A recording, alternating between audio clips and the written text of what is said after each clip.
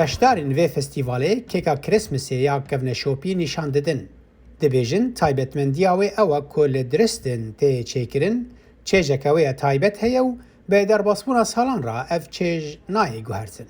Die viele Liebe, Lust und Leidenschaft, die jeder Bäcker in den Stollen... Gelek evîn daxwaz û maraq heye ku her nampêjek kedeke mezin dixe nava stolinê.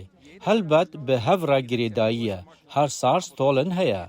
Şêwazê çêkirina kêkê her gav yeke, lê dîsan jî her sal taybetmendiyeke wê heye.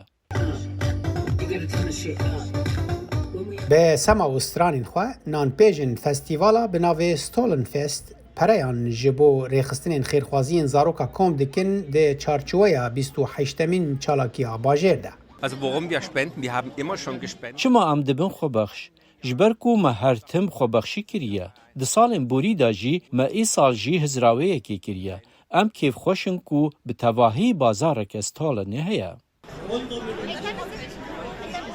Bi sedan rûniştvan û mêvan diherikin bajêr û bi şahî tevlîbirîna kêka kevneşopî dibin. Bi coşekê ku ji destpêka pandemiya koronayê ve ev yekem care dîsa vedigere. Wir haben uns wirklich sehr gefreut. Em bi rastî li bendê bûn. Ev pir xweş e. Bêguman gelek kes li virin. Ji ber ku her kes dixwaze dîsa were. Ev atmosfereke balkêş e û wekî hûn jî dizanin berê piçekî berfbariya. Kevneşopiya Festîvala Solin vedigere sala 1730. Salih Demîcer, Dengê Amerîka.